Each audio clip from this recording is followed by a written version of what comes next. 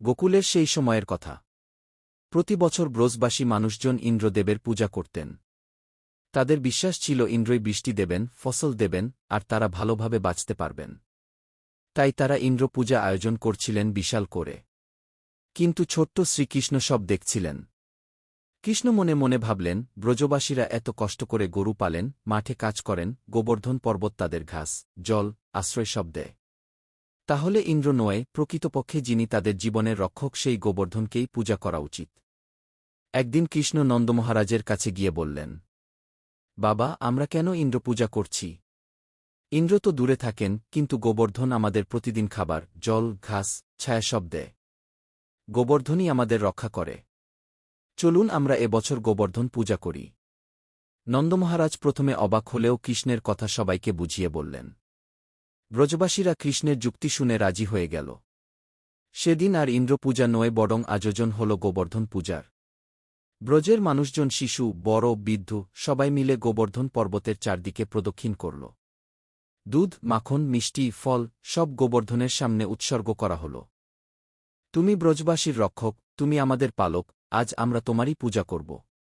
গোকুল জুড়ে আনন্দ, উল্লাস, নৃত্য, গান, কৃষ্ণের হাসিতে চারদিক আলো হয়ে উঠেছিল। কিন্তু এদিকে দেবলোক থেকে ইন্দ্র দেখলেন যে ব্রজবাসীরা তার পূজা বন্ধ করে কৃষ্ণের কথায় গোবর্ধন পূজা করছে। ইন্দ্র ভয়ঙ্কর রেগে গেলেন। তিনি ভাবলেন, এই ছোট্ট রাখাল ছেলে মানুষকে আমার পূজা বন্ধ করাল। আমি ব্রজকে ধ্বংস করে দেব। ক্রুদ্ধ ইন্দ্র তখন ভয়ঙ্কর সম্বর্তক মেঘ পাঠালেন, যা সাধারণত প্রলয়ে ব্যবহার হয়। আকাশ কালো হয়ে গেল, বজ্রপাত শুরু হল, প্রচণ্ড বৃষ্টি ও ঝড় উঠল। ব্রজবাসীরা ভয় পেয়ে কৃষ্ণের কাছে দৌড়ে এল। সবার কথা শুনে ছোট্ট কৃষ্ণ মিষ্টি করে হাসলেন। তিনি বললেন, ভয় পেও না, আমি আছি। গোবর্ধন পর্বতই তোমাদের রক্ষা করবে। তারপর এক আশ্চর্য ঘটনা ঘটল। কৃষ্ণ মাত্র একটি হাতের কনিষ্ঠ আঙুলে পুরো গোবর্ধন পর্বত তুলে ধরলেন।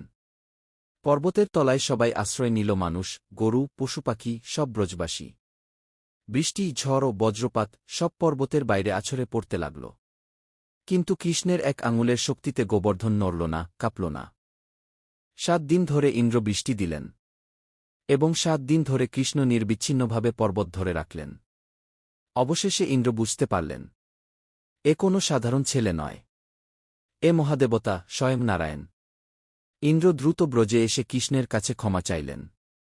তিনি বললেন, প্রভু, আপনাকে আমি চিনতে পারিনি।